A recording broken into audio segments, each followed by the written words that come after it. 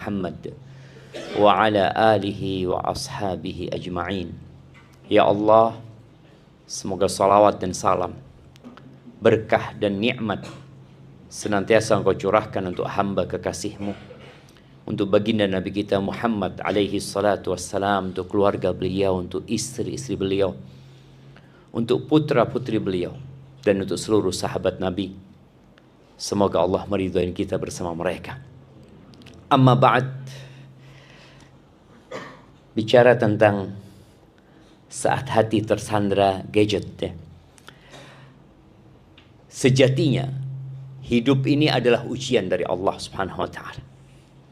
Kita nggak akan pernah terlepas dari ujian. Yang ujian itu dalam bahasa Arabnya bisa disebut bala atau fitnah. Allah Azza wa Jalla mengatakan di dalam banyak ayat dalam Al-Quran berkaitan dengan fitnah ini. Salah satunya firman-Nya, wa nabluukum bisyarri wal khairi fitnah wa ilaina turja'un. Kata Allah, yang sebelumnya Allah mengatakan kullu nafsin dha'iqatul maut, semua yang bernyawa pasti merasakan kematian, dan kami memberikan bala kepada kalian, bentuknya dua, kebaikan atau keburukan.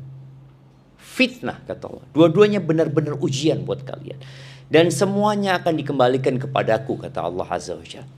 Di ayat lain Allah mengatakan wa balawnahum bil hasanati was sayyiat, kami berikan bala kepada mereka yang modelnya kebaikan-kebaikan. Harta adalah ujian, kefakiran juga ujian. Dan kalau bicara umur dunia ini, kira-kira bumi ini tinggal berapa tahun lagi jemaah? Nah, kayaknya nggak lama jemaah. 1447 tahun yang lalu. 1447 tahun yang lalu, Nabi kita Muhammad alaihi salatu wassalam mengatakan lam yabqa minad dunya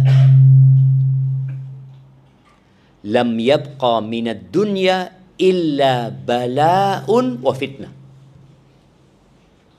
Nabi alaihi salatu wassalam mengatakan tidak tersisa dari kehidupan dunia ini kecuali bala dan fitnah. Dan bala dengan fitnah itu terus bergulir dan bertambah. Ketika Nabi alaihi salatu wassalam pulang dari perang Tabuk. Kapan perang Tabuk terjadi?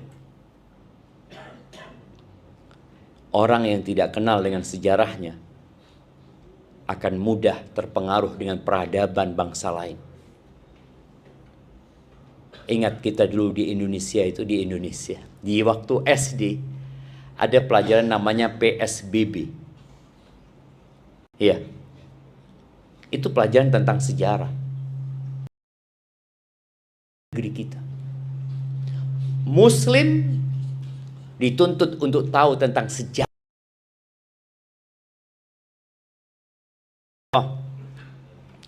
Salah satu cicit Nabi Muhammad Ali. Oh, afwan, bukan Ali. Ali ibn Husain ibn Ali. Ali ibn Husain ibn Ali ibn Abi Thalib, yang dikenal dengan kunna nu'allam. Tunggu, apa karena ini jangan. Kunna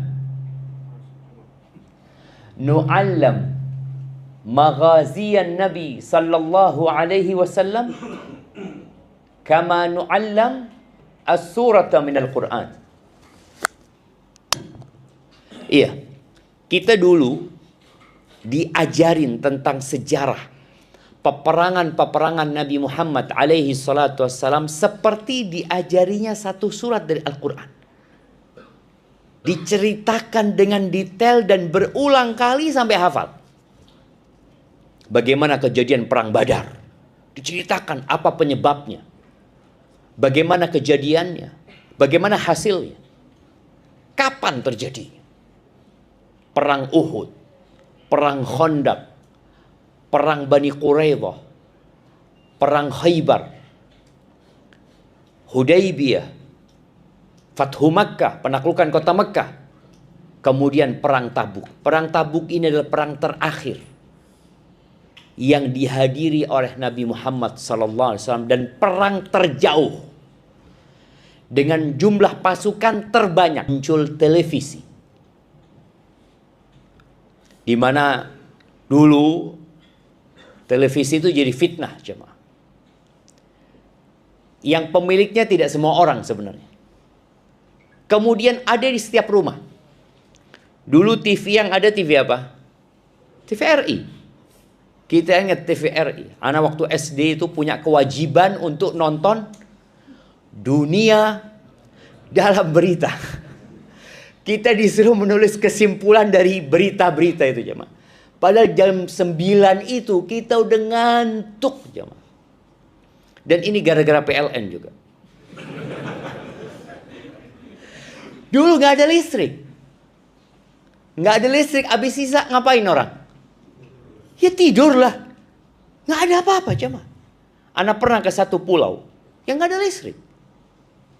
Itu berangkat sholat subuh, tangan anak nggak kelihatan, jemaah. Jadi gelapnya, jemaah. Gelap kulit. Makanya orang dulu itu, sampai sekarang mungkin orang-orang di perkampungan yang belum tersentuh dengan listrik, itu mereka sepertiga malam akhir sudah bangun, jemaah. Udah seger mereka, udah cukup tidurnya. Mereka sholat malam, yang mau bertani. Sekarang enggak. Sejak adanya listrik, jam berapa mereka tidur? Apa tidur? Sampai subuh nggak tidur, jemaah. Sampai subuh nggak tidur. Tapi dulu TVRI. Ya TVRI, ya nggak terlalu. Ada lagi sudah. Muncul kemudian RCTI, muncul SCTV, muncul berbagai macam channel yang mulai. Dulu waktu masih televisi biasa, kita kalau mau ganti-ganti itu kursi. Nggak cocok, berdiri kita. Ganti lagi. Lihat. Sudah, duduk sudah, kanan, kiri. Kanan kiri dia goyang sana. Selesai televisi, muncul.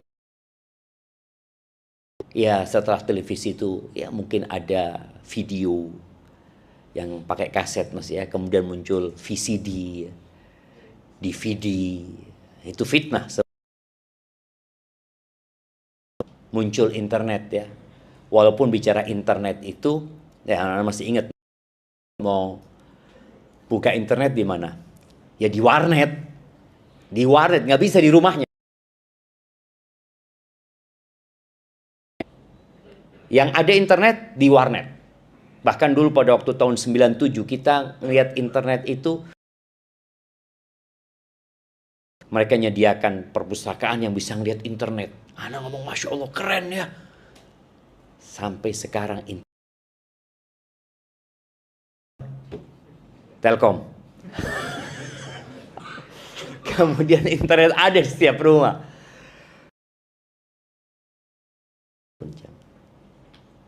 Tema kita, di mana fitnah itu bukan hanya di setiap rumah, tapi di setiap orang.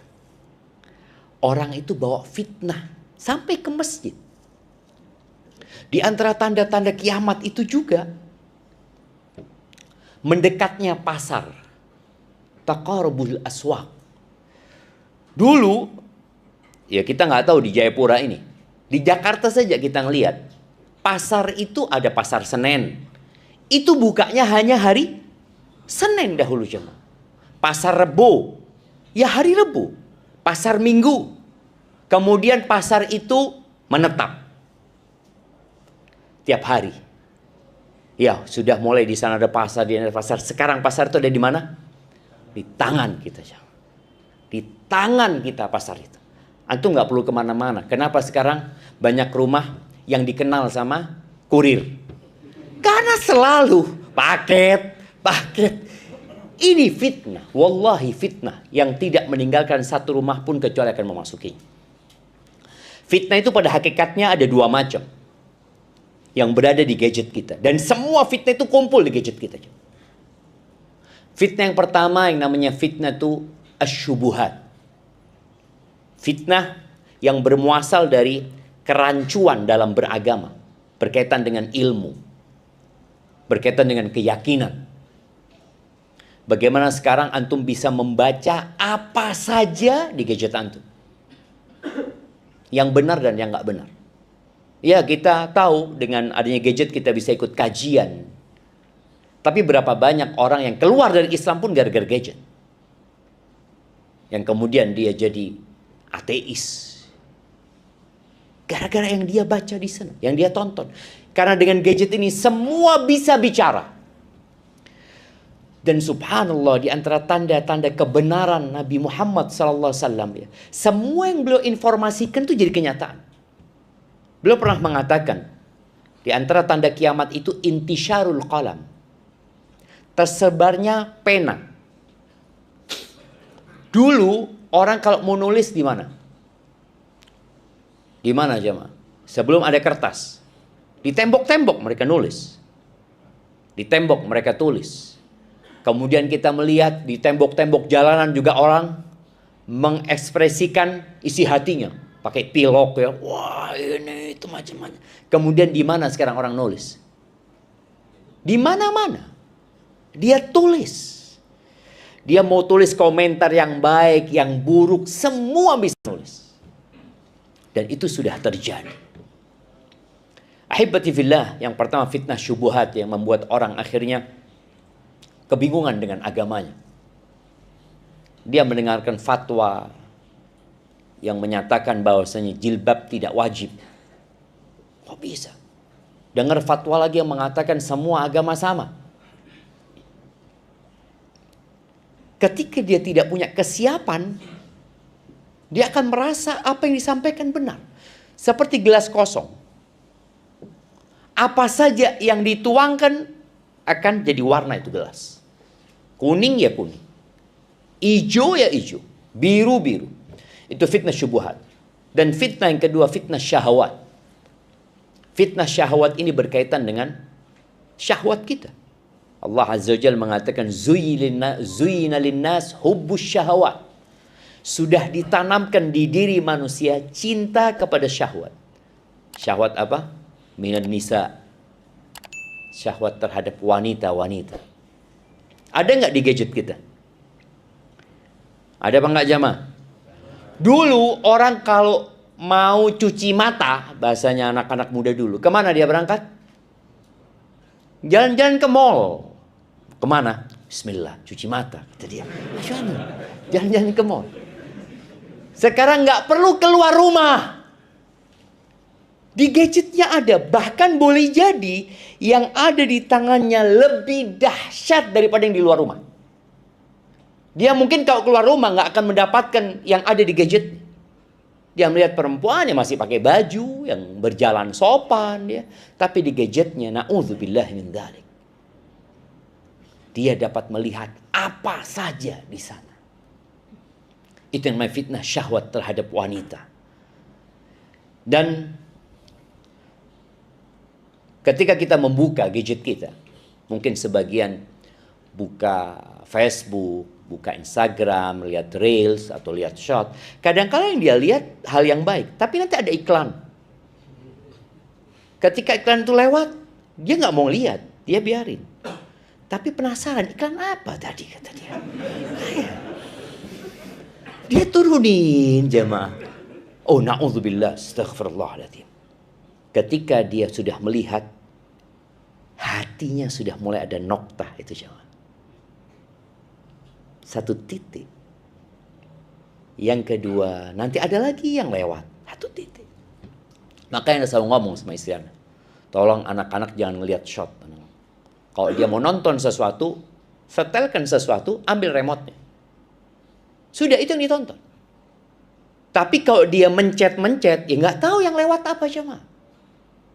Dan kalau kita lihat tontonan yang paling banyak ditonton adalah yang nggak ada manfaatnya.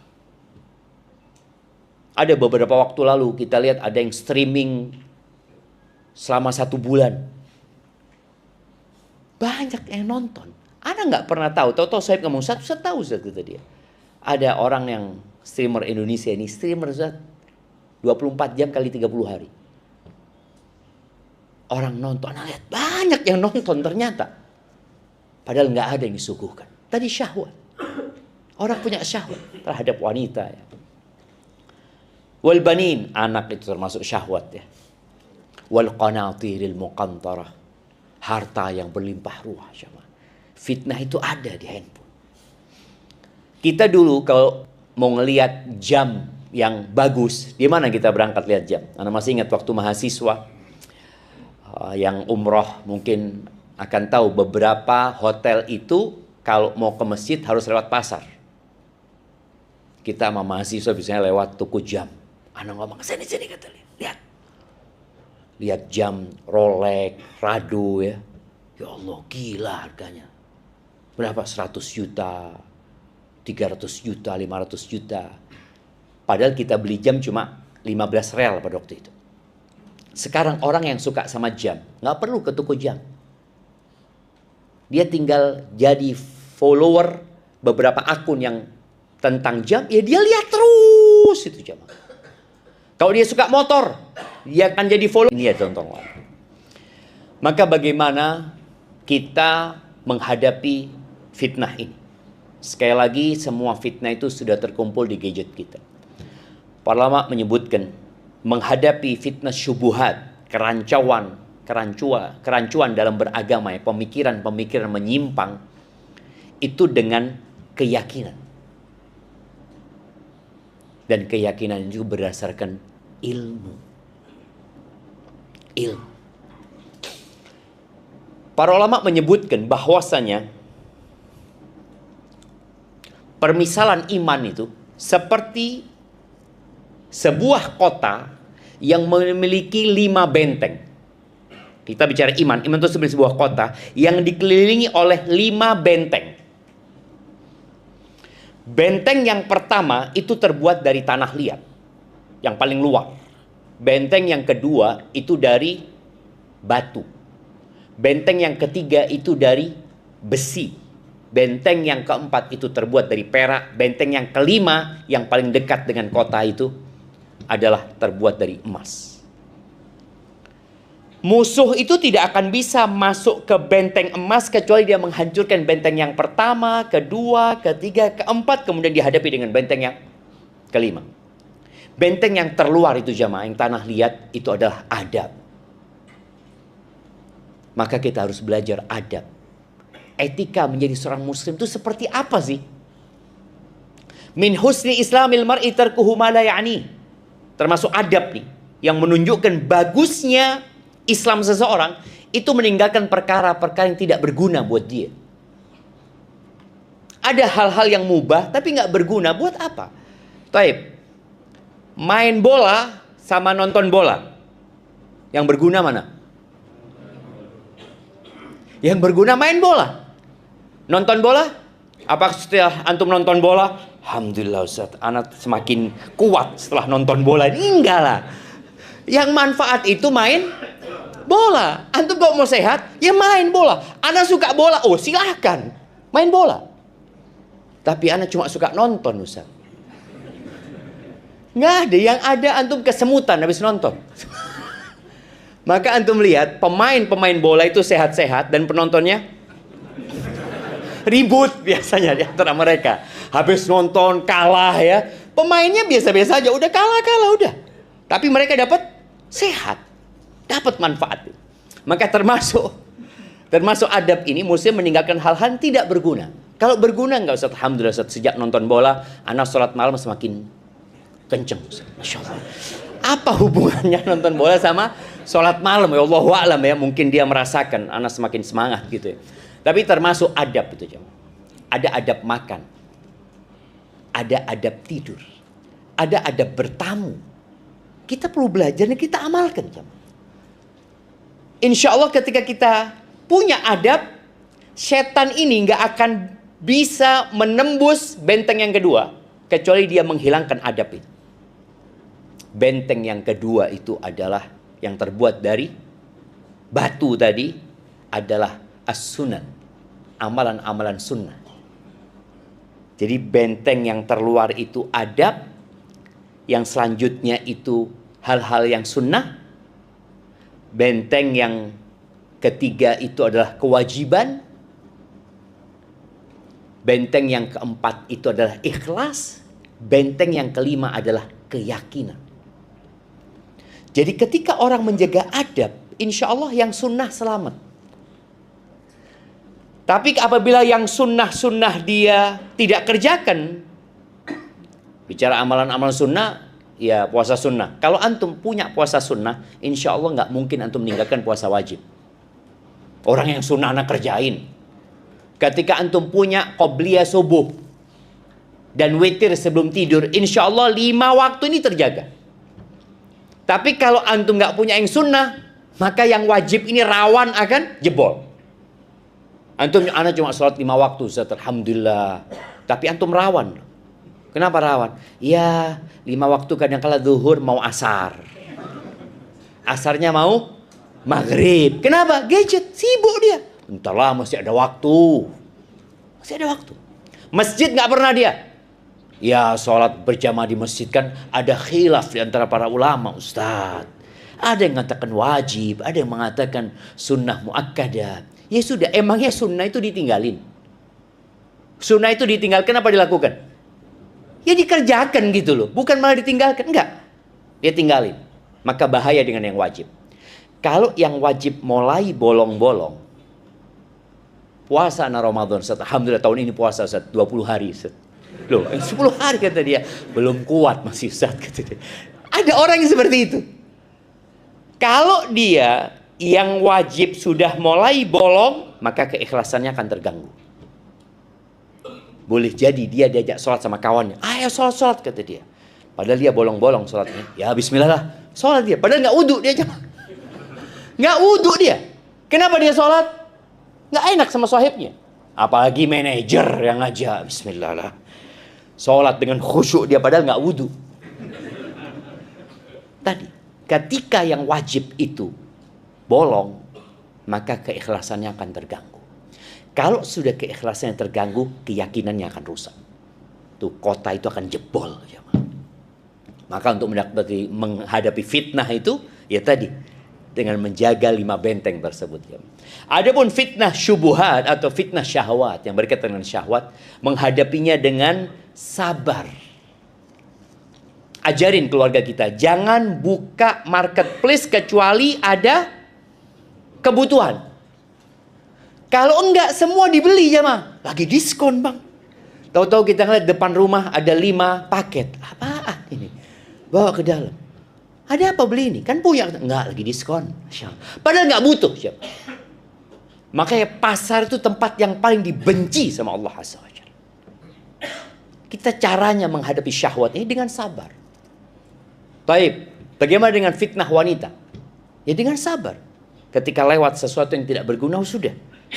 Antum berusaha untuk menghindarinya. Dan kalau ternyata antum memandang sesuatu yang tidak seharusnya dipandang, apa yang harus antum lakukan? Cari istrinya. Cari istri. Dan kebanyakan orang itu tidak menikmatin istrinya. Gara-gara memandang yang diharamkan oleh Allah Subhanahu wa ta'ala.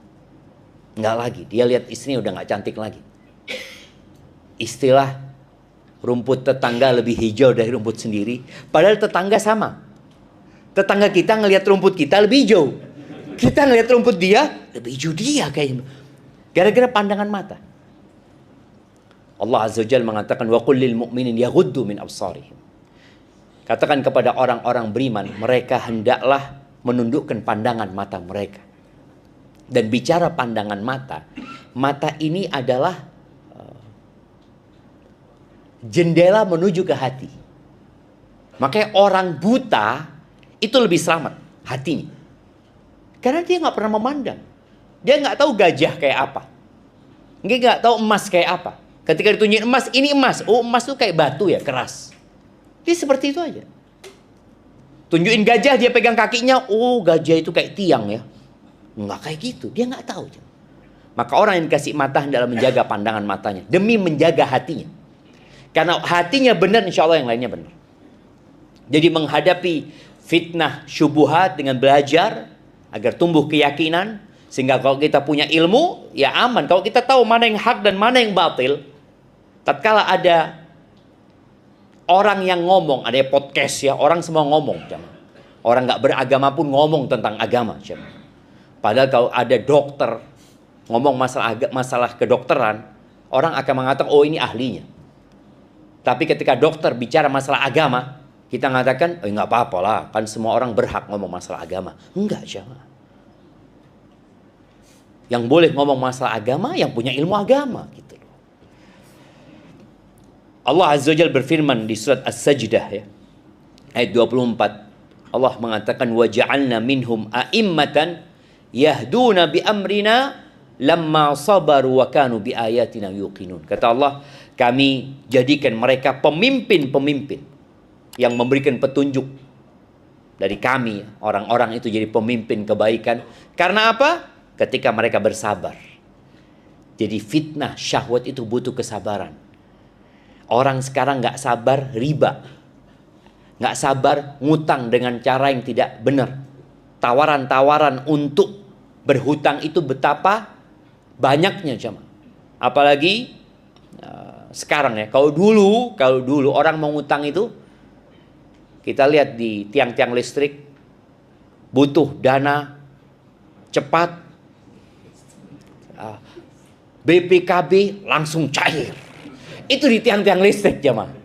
Sekarang nggak perlu ada pinjol sekarang. Itu karena nggak sabar dia. Dia ngelihat temannya ganti handphone. Kenapa aku nggak ganti handphone? Loh, engkau nggak punya, kenapa harus jadi seperti dia? Pinjol ini tadi ujian. Tapi ketika engkau sabar nggak? Belum waktunya aku. Orang berangkat umroh. Lihat sahib-sahibnya berangkat umroh. Berangkat umroh antum? Iya. Punya fulus, dana talangan. Utang lagi, jemaah. Akhirnya dia nggak mampu pun berusaha berangkat umroh, padahal umroh ini kewajiban buat yang mampu. Antum nggak mampu nggak harus gitu loh. Tapi ujiannya orang berangkat dan ada talangan. Kenapa tidak, Ustaz? Akhirnya dia berangkat dan hidup menderita gara-gara hutang. Karena boleh jadi orang berangkat umroh sekarang jadi gaya aja. Maka tadi menghadapi syahwat itu perlu dengan kesabaran. Antum nggak punya motor, ya udahlah motor antum yang ada antum pakai. Baik. Kemudian wa kanu bi ayatina yuqinun, mereka adalah orang-orang yang yakin dengan ayat-ayat kami. Ahibati fillah, itu cara menghadapi fitnah yang pertama. Yang kedua, dengan menghilangkan sebab-sebab kita tersandra dengan gadget kita. Salah satu caranya apa? Simpan gadget antum, titipkan ke istri. Titip ya. Titip. Kenapa? Enggak, anak kayaknya enggak mau pegang itu. Sampai kapan? Sampai besok. Iya, ini latihan, jemaah. Di beberapa negara di barat itu sudah mulai. Mereka punya sepekan nggak pakai gadget. Sepekan nggak pakai gadget. Bisa nggak antum sepekan nggak pakai gadget?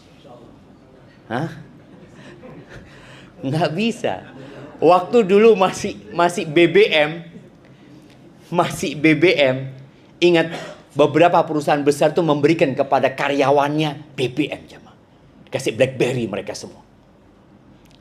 Dapat berapa bulan dibalikin sama karyawannya. Kenapa? Enggak. Gara-gara BlackBerry ini kami nggak punya waktu privasi sama keluarga. Di rumah pun di WA urusan kerjaan. Dibalikin, jemaah. Padahal dulu orang di rumah, ya udah di rumah. Sekarang gara-gara ada gadget ini, antum mau berangkat kerja di WA sama istri. Bang, kalau sampai laporan. Sampai kantor laporan video. Sudah sampai kantor. Apalagi sekarang standar romantis itu kan standarnya TikTok ya. Jadi suami yang romantis itu dimanapun hubungin istrinya. Dulu emangnya ada. Orang keluar kerja, bapak-bapak kita dulu keluar kerja, ya udah nggak ada WA, nggak ada telepon sampai pulang. Ketika pulang, ahlan wa sahlan. Sekarang enggak, digangguin, jemaah. Tempat kerja. Sampai ada seorang suami menceraikan istrinya terakhir. Ustaz, ana ini kerja Ustaz. Di WA sama istri ana. Bang, kok nggak WA ana? Loh, ana kerja gitu ya. Pernah beberapa challenge kita lihat ya, perempuan-perempuan ya yang nelpon suaminya. Mana yang paling cepat diangkat, itu yang dapat hadiah. Dia beranggapan nih suamiku romantis banget. Loh enggak, belum tentu. Boleh jadi suamimu sedang bermain sama perempuan lain. Tapi karena dia untuk membuktikan romantis, dibohongin nanti sama dia. Ahlan wa sahlan. Na'udzubillah min dzalik. Banyak kebohongan dengan gadget ini. Maka dari salah satu caranya adalah menghilangkan sebab fitnah tersebut. Al-Imam Syafi'i mengatakan minal ismati an la tajid. Termasuk dari penjagaan Allah ya. Penjagaan Allah buat kita. Engkau tidak mendapatkan sarana menuju fitnah itu. Contoh, mau buka sesuatu, tahu-tahu habis kuotanya jemaah. Antum mau nonton, aduh habis kuota. Itu penjagaan Allah buat antum. Bukan antum, wah harus langsung beli kuota nih. Enggak, seharusnya sadar antum. Atau ketika antum membuka sesuatu yang nggak bermanfaat, tahu-tahu baterainya habis. Itu termasuk penjagaan Allah. Tapi yang terjadi sama kita beli power bank. Power banknya habis, kita beli kabel 5 meter. Jadi dicas 5 meter sama dia jemaah. Demi untuk tersandra, benar-benar dia tersandra. Nabi SAW mengatakan, Inna sa'id laman junnibal fitan. Orang yang bahagia itu yang dihindarkan dari fitnah. Allah yang menghindarkan dia dari fitnah. Maka tadi kadang-kala kita butuh jemaah. Ketika baterai mau habis, ya udah habis. Ya nggak bisa lah Ustaz. Ini urusan bisnis. Urusan ada sebagian orang 24 jam gadgetnya tidak mati. Bahkan pakai suara. Dia tidur pun. Subhanallah. Orang dulu hidupnya tenang jemaah. Bedalah sama kita Ustaz. Ya udah, antum akan rasakan hilang kebahagiaan. Banyaknya penyakit disebabkan gadget ini. Orang dulu anak kalau mau olahraga main dia. Sekarang main bola di mana? Di game. Oh, menang kata dia. Apanya menang kata dia. Sampai ada satu kawan yang dia ngobrol sama salah satu polisi. Dia ngomong senjata ini. Anak heran banget ya mak kawan aneh. Ngerti banget antum tentang senjata-senjata. Belajar di mana? Di game Ustaz. Di game aja. Karena harus beli senjata kan. Nanti beli senjata. Model ini, model itu. Tuh jam. Dulu orang main game di mana? Ana masih ingat. Alhamdulillah ana termasuk orang yang gak suka game jemaah. Tapi kawan-kawan dulu kalau hari Ahad itu main game di Plaza. Atau di Matahari dulu ya. Game dingdong yang pakai apa? Koin ya. Sudah habis. Ya habis sudah. Pulang sudah ke rumah. Sekarang 24 jam dia bisa main. Sampai sebagian istri itu ngeluhkan. Anak punya suami Ustaz. Dia itu statusnya al-hadir al-ghaib.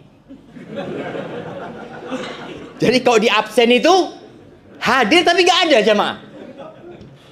Gimana? Hadir tapi nggak ada.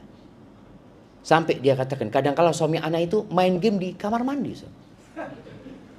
Kalau dulu ada larangan dilarang merokok di kamar mandi kan? Sekarang dilarang main game di kamar mandi. Kenapa? Karena dia lama di situ, nggak tahu di luar pada nunggu. Dia main di situ. Auzubillah min dzalik. Maka tadi kita perlu menghilangkan jemaah sebab-sebab fitnah itu. Nabi SAW pernah menjelaskan apabila terjadi fitnah nantinya, apalagi fitnah perang saudara ya yang terjadi, beliau mengatakan kasiru fiha qisiyikum. Kalian patahkan busur-busur kalian. Patahkan sudah. Soalnya kalau ada busur, mungkin kalian akan ikut perang. Padahal yang diperangi siapa? Saudaranya sendiri. Jangan, patahkan. Itu nasihat Nabi SAW. Kejadian Ka'ab bin Malik. Ka'ab bin Malik ini ketika perang Tabuk tadi, dia nggak ikut. Tanpa alasan dia nggak ikut. Dia karena dia menikmatin hidupnya. Dia ngomong, aku mau berangkat, sampai akhirnya nggak berangkat. Dia diboikot sama Nabi SAW. Berhari-hari, puluhan hari, kalau nggak salah sampai 40 atau 50 hari diboikot. Salam aja nggak dijawab. Salam nggak dijawab. Dia ngomong, aku datang ke Masjid Nabawi. Aku mengucapkan Assalamualaikum kepada Nabi SAW. Aku nggak lihat Nabi jawab atau tidak. Setelah 40 hari dipanggil agar istrinya meninggalkan dia.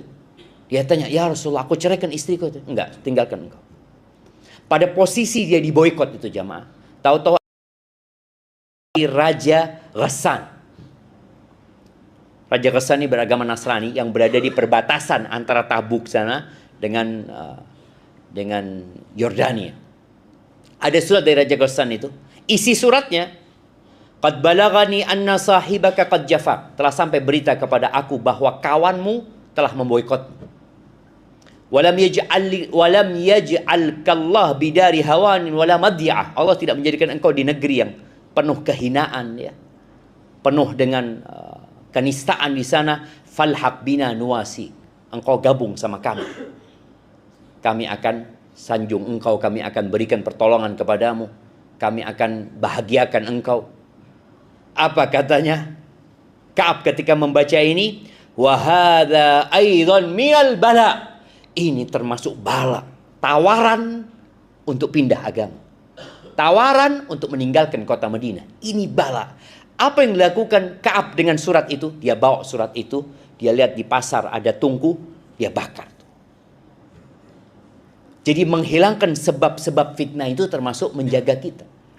Maka tolong dengan gadget ini kita punya waktu. Udah ada waktu, matikan, sudah taruh. Titipkan sama istri, udah. Terus ngapain anak Ustaz? Cari kegiatan yang positif. Olahraga kayak, baca buku. Banyak yang bisa dilakukan ketika nggak ada gadget. Anak ngomong sama kawan, boleh jadi, ya 20 tahun ke depan, banyak orang yang penyakitan. Karena banyaknya yang nggak bergerak. Sudah pakai gadget, selesai itu naiknya PLN lagi nih, motor listrik. Sepeda, bukan motor ya, sepeda listrik. Dulu, apa yang dilakukan sama orang? Naik sepeda. Di barat itu sekarang mereka berlomba-lomba ngadakan jalur sepeda. Jalur khusus sepeda jamaah. Supaya orang itu sehat. Sekarang enggak. Sampai anak-anak kecil SD itu pakai motor listrik seret kemana-mana. Sampai merasakan geronjalan enggak jamaah? Dari nikmatnya hidup mereka. Tapi harus ada yang dikorbankan. 20 tahun ke depan. Nah, ini kalau antum mau bisnis ya, anak kasih bocoran antum. Buka rumah sakit antum jemaah. Atau buka apotik. Karena dengan gaya hidup yang seperti ini, ya sudah bisa diprediksi. Orang-orang akan semakin berpenyakitan nanti. Gadget dan semua sarana. Ya nggak apa-apa lah pakai motor. Tapi tidak selalu. Ke masjid jalan kaki. Ajarin anak-anak untuk berjalan kaki. Atau naik sepeda. Kemudian termasuk cara menghadapi fitnah ini adalah berdoa. Memohon kepada Allah Azza wa Jal. Bagaimana antum supaya tidak tersandra hati antum dengan gadget ini. Di antara doa yang diajarkan oleh Nabi SAW. Nabi mengatakan, wa idza aradta bi'ibadika fitnah. Ya Allah, kalau engkau menginginkan terjadinya fitnah untuk hamba-hambamu, antabidhani ilaika ghairu maftun. Engkau matikan aku ya Allah dalam kondisi aku tidak terfitnah. Minta kepada Allah Azza wa Jal. Dan subhanallah di antara doa yang kita baca setiap salat, Allahumma inni a'udzubika min adzabil qabri wa min adzabi jahannam wa min fitnatil mahya wal mamat wa min syarri fitnatil masih ad-dajjal. Barakallahu fiik. Itu mungkin yang perlu dilakukan oleh seorang hamba pada saat hatinya sudah tersandra dengan gadget ini. Dan hendaklah para orang tua menjadi contoh buat anak-anak. Ketika engkau masuk rumah, taruh gadget. Engkau mungkin baca Quran lewat gadgetmu, mungkin nggak apa-apa. Tapi mungkin lewat Quran. Kalau ada mushaf, engkau baca mushaf. Sehingga anakmu melihat engkau, oh bapak baca. Dia akan ikut baca. Tapi bapak pegang handphone, maka dia akan pegang handphone. Ketika makan, hindari handphone. Anak selalu ngomong di keluarga, tolong handphone, nggak ada yang pegang handphone di meja makan. Ada yang bagus, Mbak. Ya nanti lah. Kita sekarang ngobrolnya di sini tanpa gadget.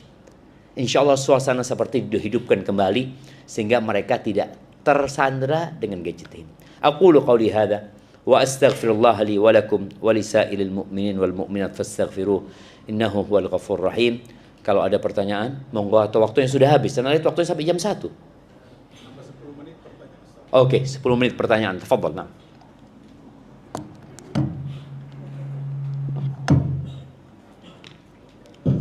Silakan bagi jemaah yang ingin bertanya disampaikan kertasnya ke depan.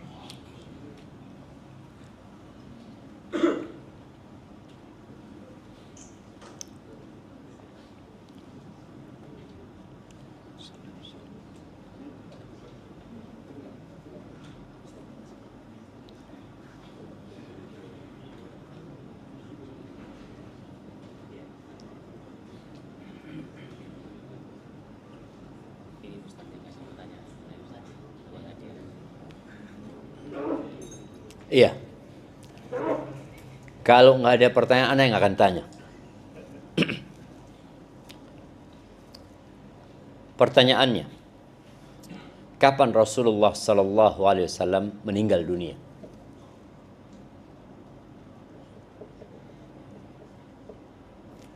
Antum tanya sama ChatGPT langsung dijawab.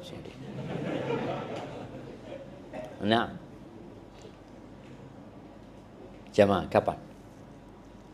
Kita itu mengaku cinta sama Rasul SAW. Tadi kan sudah dibahas bahwa awal dari fitnah adalah kematian Nabi Muhammad SAW dari 6 fitnah tadi. Kapan itu terjadi? Jamaah. Nah, angkat tangan yang mau jawab. Nah, fadhal. 12 Rabiul Awal. Tahun berapa? Tahunnya lah.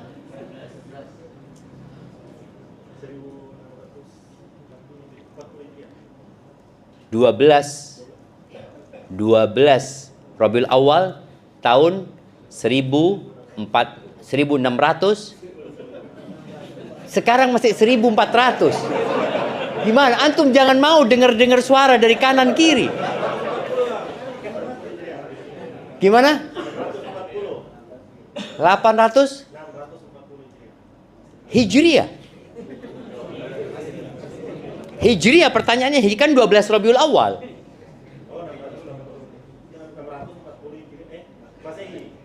Gimana sih? 12 Rabiul Awal Masehi tahunnya. Tahunnya harus Hijriah. Nah, kirimkan ke belakang hadiahnya jamaah. Fadhal. Paling enggak 12 Hijriah sudah benar. Tahunnya 11 Hijriah. Antum hati-hati, tadi ada informasi-informasi menyesatkan dari kanan dan kiri. Sama seperti gadget itu jamaah. Anak kadang-kala dapat informasi, tanya, Ustadz ini benar Ustadz? Ya Allah ya. Nggak benar. Tersebarnya hadis-hadis palsu jamaah. Mudah sekali sekarang tersebar. Sehingga orang mengamalkan, dia pikir benar, ternyata enggak. Maka tolong tadi belajar. Tanyalah kepada ulama. Jangan sampai ChatGPT itu menjadi mufti, pemberi fatwa. Jadi kalau mau minta fatwa, apa hukumnya ini? Oh, langsung dia jelaskan secara, Masya Allah, Ustadz belum tentu bisa kayak gini. Sahih, betul jemaah, belum tentu Ustadznya bisa. Tapi itu bukan mufti ya, bukan mufti. Karena fatwa itu nggak bisa memberikan fatwa kecuali melihat kondisi orang itu. Pernah ada seorang yang meminta fatwa kepada salah satu sahabat. Apakah ada ampunan buat orang yang membunuh? Apakah ada ampunan atau tobat buat orang yang membunuh? Kata beliau, nggak ada. Nggak ada ampunan. Terus pergi dia. Muridnya tanya, loh, yang kau ajarkan kepada kami bahwa semua dosa itu ada kesempatan untuk diampuni kecuali syirik gitu kata dia. Iya, tapi orang tadi itu datang dalam kondisi marah dan emosi. Dia ingin membunuh saudaranya. Dia minta fatwa. Kalau ada ampunan dia akan bunuh gitu loh. Nanti dia mau tobat gitu loh. Seperti itu jemaah. Ketika dikatakan nggak ada ampunan, nggak jadi dia bunuh. Tadi fatwa itu kadang-kadang melihat kondisi orangnya. Maka Ibnu Qayyim menyebutkan apabila memberikan fatwa kepada orang tanpa melihat kondisi orang tersebut, waktu orang tersebut, jadi fatwanya disamaratakan, maka bisa menyesatkan banyak orang. Seperti orang ke dokter, obatnya Panadol. Sudah Panadol, bismillah. Sakit apa? Panadol, bismillah. Semua orang sakit, Panadol, bismillah. Seperti itu. Boleh jadi mati tuh orang gara-gara, ana sembuh loh kemarin loh. Iya antum sembuh, fulan mati gara-gara itu. Seperti itu jamaah. Barakallahu fikum. Baik, pertanyaan kedua. Perang Badar, Uhud, Khandaq, kapan terjadinya? Tadi udah disebutin. Jamaah. Badar tahun keberapa? Mana yang angkat tangan yang mau jawab? Ya. Tahun 1 Hijriah, ya. Betul masalah jamaah. Maka hati-hati antum dengar dari orang sebelah antum. Tahun berapa? Loh, lihat. Tahun berapa? Tahun pertama. 17 Ramadan 2 Hijriah. Oh, 17 Ramadan 2 Hijriah. Tapi nyontek, kena lihat kayaknya. 17. Iya, tahun 2 Hijriah. Baik. Itu Badar. Uhud. Kan 3 pertanyaannya. Badar, Uhud. Nah, bagaimana? Ditanyakan lagi. Tafadhol, barakallahu fikum. Jemaah tolong pelajari sejarah ya. Karena di situ ada kehormatan dan kemuliaan kita. Salah satu ahli strategi militer negeri kita Indonesia, dia menyebutkan apabila ingin menghancurkan sebuah bangsa, bikin mereka lupa dengan sejarahnya. Dia menyebutkan itu. Bikin mereka lupa dengan sejarahnya, bangga dengan sejarah Amerika. Kenapa kita lebih suka nonton Rambo? Rambo itu sejarahnya siapa? Amerika dan bohong gitu jamaah. Kapten Amerika. Lalu kenapa kita tidak dengan pahlawan-pahlawan yang ada di negeri kita? Tapi kita sibuk dengan sejarah mereka. Itu kalau kita bicara bangsa kita. Bagaimana dengan kita sebagai seorang muslim? Siapa yang kenal dengan Khalid bin Walid? Siapa yang kenal dengan Abu Ubaidah Amir bin Jarrah? Siapa yang kenal dengan Abdurrahman bin Auf? Siapa mereka? Apa yang mereka kerjakan dalam menegakkan agama Allah? Sebagian kita nggak ngerti. Sekarang ada handphone, ada gadget, antum bisa lihat di sana. Cari tentang sejarah agama kita. Tapi hati-hati, jangan sampai baca sejarah yang sudah disesatkan. Kayak tadi ada yang ngasih tahu, kapan perang Badar? Tahun ke-1. Barakallahu fikum.